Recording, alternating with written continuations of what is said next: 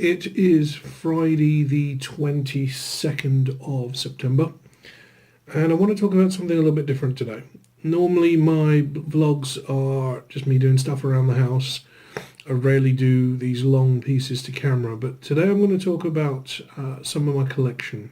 Now, it's rare that I talk about my work on these videos because a lot of that is company confidential, and frankly there's nothing more boring than listening to somebody talk about their work. But what I used to do a lot is travel. And I was chatting to a very old, very good friend of mine, Matt. Him and I used to work together back in the old days working for a software firm, and we used to be the two traveling trainers. So the client would purchase the software from the sales team, and then they would need a little bit of instruction on how to use the software. So Matt and I, being in the training teams, we would actually go out to the client offices. Sometimes the clients would come to us, but usually we would go out to the client offices wherever they were in Europe, Middle East, and we would train the clients in how to use the software. Now, what Matt and I ended up talking about, aside from reminiscing on the good old days of traveling about, going out and getting lost in cities, was a way of staying grounded. This is something that he hadn't really thought of before, and it's something that's dogged me for many, many years. When you're out constantly traveling, and when I mean constantly traveling, I don't just mean hopping on a train and then putting your feet up in a hotel. A lot of the trips that we did were 6 a.m. flight out into Europe or to Scotland or over into Ireland, get to the client for about 9:30, 10 o'clock start, 5 o'clock finish, leave the client, back to the airport for a 7 or an 8 o'clock flight back into the UK, and home by maybe 10 or 11 at best. So what I did to stay grounded, to keep some semblance of reality, was travel journaling. I've always enjoyed writing. I've written since I was very, very young, short stories, poetry, things like that. But sitting down at a cafe or sitting down in an airport for just 30 minutes, an hour, just enough to kind of shut down and collect my thoughts for a little bit and pour out whatever was in my head onto paper. Whether it was funny, whether it was emotional, whether it was just garbage, didn't matter. The process of actually writing down whatever's in my head is a very cathartic process, and that always helped me. Something else that I found helped me was the concept of totems. You've probably seen the movie Inception with Leonardo DiCaprio, Chris Nolan's visual masterpiece of a movie. Now, in that movie, characters are travelling through a dream world. They're invading someone else's dreams where they can proactively do whatever they need to do, gather information, steal company secrets. And one of the things that they talk about in that film is that when you go into a dream within a dream within a dream, it's very difficult to lose track of whether the world you're in is a dream world or the world that you're in is actually the real world. Have you woken up, in other words? We've all had experiences where we've woken up in the middle of the night or first thing in the morning and the dream is still floating in your head. Very light. You can feel the tendrils kind of slipping away from you. But when you're in that dream, it feels real.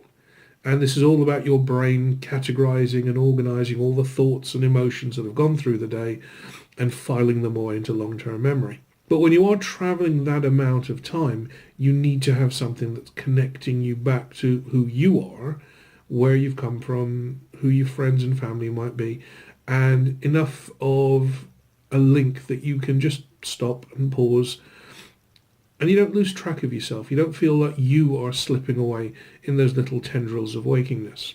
Now, in my case, it was the totems. Now, I didn't call it these back then. These were just the things that I liked to carry with me when I travelled. But Inception did bring about this concept of totems. Every character has to have something that binds them to the real world that only they know the touch and the feel of, and no one else can mimic it, so no one else can spoof it in a dream. That way, when they're holding that particular item, they always know they're in the real world. So a totem, you need a small object, potentially heavy, something you can have on you all the time that no one else knows. Like a coin? No, it needs to be more unique than that. Like, this is a loaded die. I can't let you touch it, that would defeat the purpose. See, only I know the balance and the weight of this particular loaded die. That way, when you look at your totem, you know beyond a doubt that you're not in someone else's dream.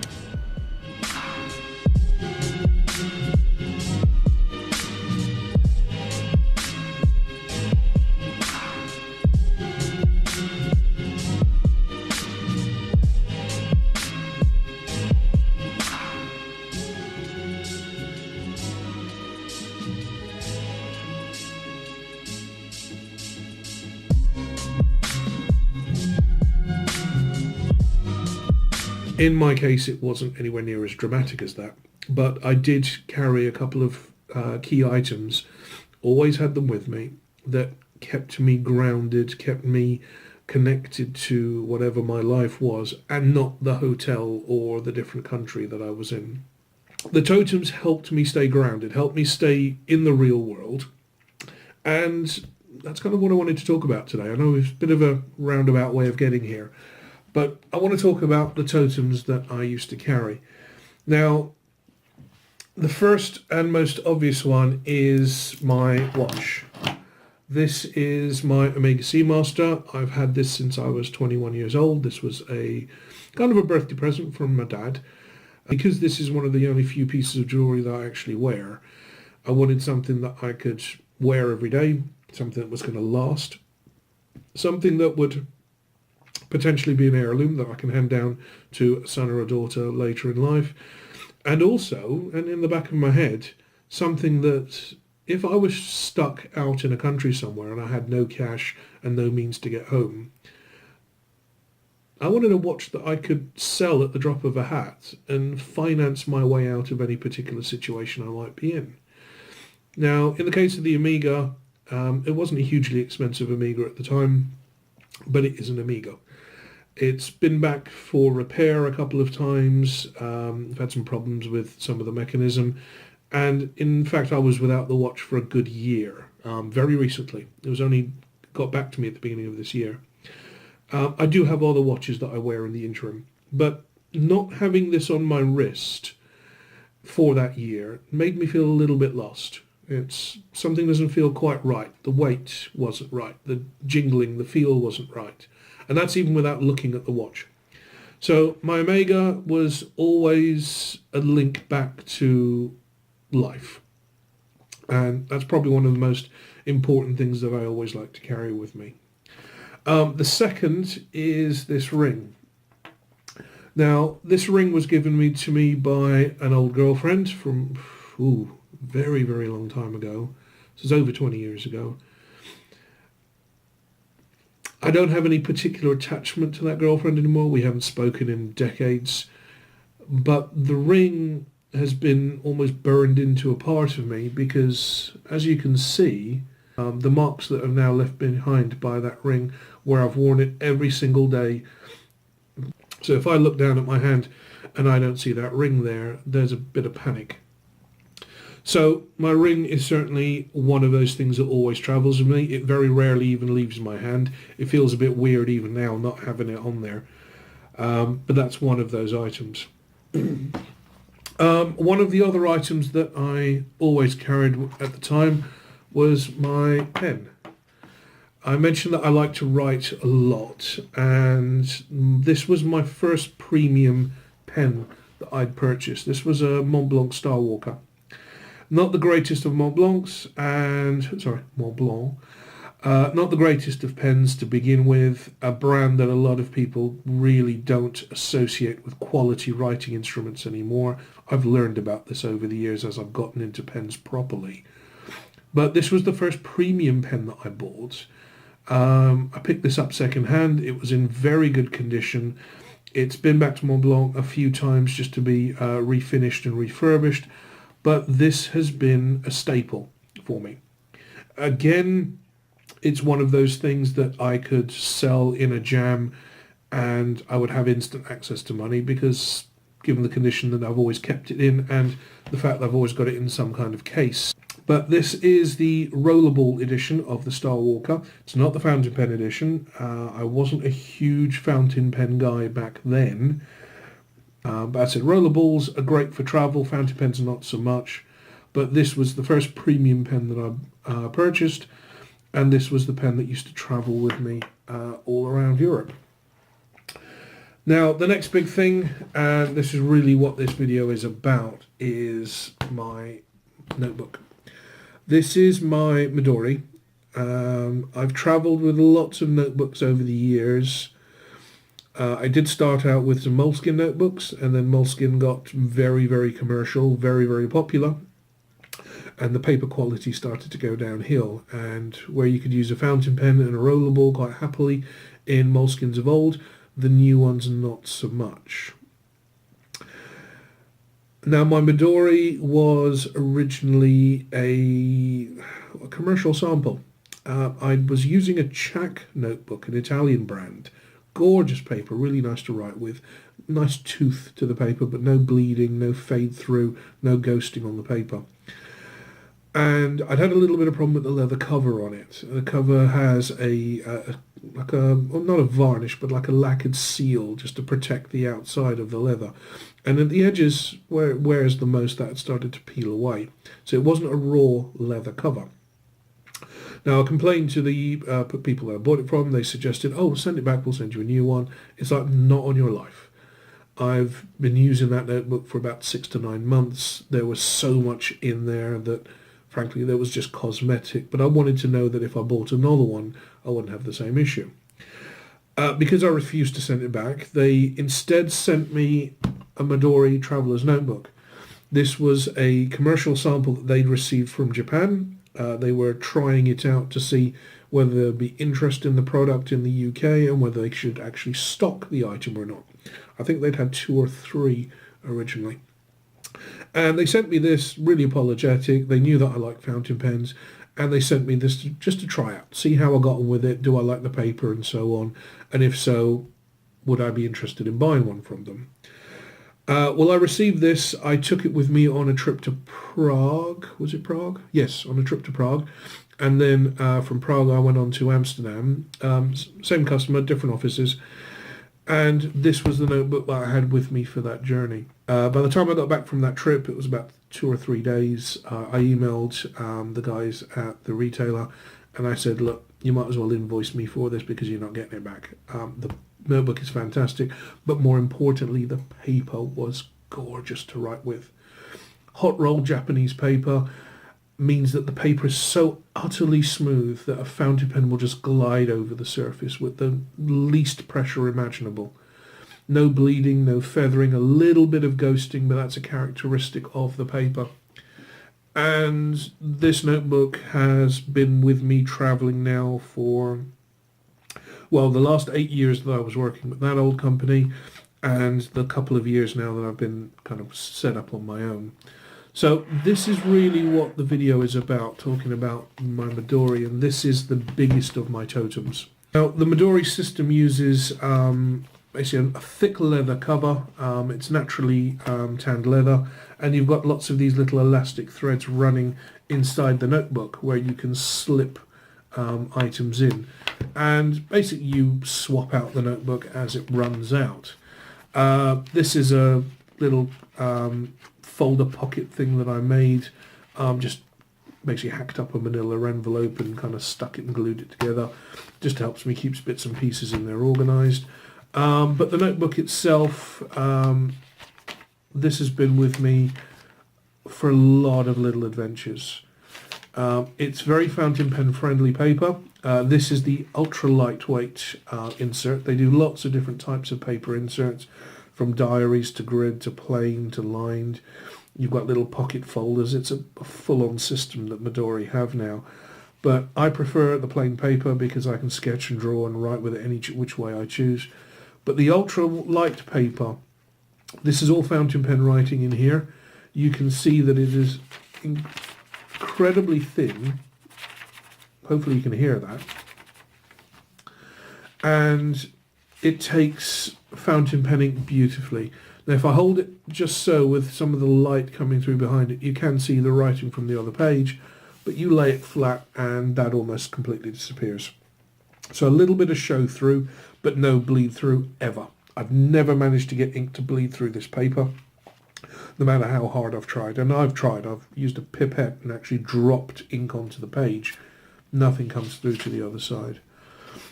Now, you're probably seeing as I'm flicking through this notebook that it's just a giant collection of memories and photographs and little observations that I've made on my travels. But because I'm traveling with this, because I use one of those little Pogo zinc printers to print out photographs and stick them in, this is my connection to my life. There's pictures of my eldest stepdaughter there. We were just mucking around in IKEA one day and, well, just having a bit of a laugh really. But these are the kind of things that I used to carry in the notebook. And just the simple act of flicking through this and looking at pictures of friends and silly stuff that I've done and places I've been, this is enough of a reminder to say, stop, remember who you are, remember why you're doing what you do, and try and enjoy the place that you're in. These little objects were the things that connected me to my life, reminded me of friends, of family, it reminded me of memories, and gave me the chance to sit down and just organise my thoughts. Now, I haven't been using fountain pens as much of late because I actually switched over for a while to using a much smaller notebook design. These are the Field Notes memo books. And originally I went for these because they came up, long story short, Field Notes do a lot of special editions every year. Every quarter they bring out a new special edition. It might be a special type of paper, it might be a special cover, it might be linking back to some historical part of US history. But in this case, these were the Snowblind editions. And although they look like white, and you might be able to see that there is some lettering on that cover, the paper is photochromatic. So when UV light or daylight hits this, it turns blue. To high-techness of UV covers kind of appealed, and also carrying something a little bit smaller at the time did appeal. I ended up buying a lot of these, and kind of determined to use them up now. But what I found is that the paper doesn't take fountain pen ink. I wouldn't say it's cheap paper, but it's nowhere near as good as the paper in the Midori. So this became my little regular travel notebook. It's a bit easier to kind of carry in the hand, much smaller. It is passport size, so my passport would slip into the outside pocket there. But the joy of writing with fountain pens kind of was gone. And I've resorted to use ballpoints. This is a Fisher Space Pen. Lovely little slimline shuttle pen. Really actually like this pen. But it's nowhere near as nice as writing with my Mont Blanc. It's nowhere near as writing as with something like a fountain pen. But again, this was something that I used to keep me grounded, to keep me linked back to my friends and family, but to experiences that I've had and stupid stuff that I've done. I've not been using the Midori for a couple of years now, and I miss it. I stopped using it because I'd switched over to the Field Notes. I'd also stopped using it because I didn't want to travel with something as valuable as my Midori. Not valuable monetarily wise, but valuable in memories, because this is the notebook that I used to help plan my brother's wedding and also to help plan his funeral. He handled this notebook, he carried this, he read through it. That makes it precious to me. In my way, this is valuable to me and I don't want to lose it.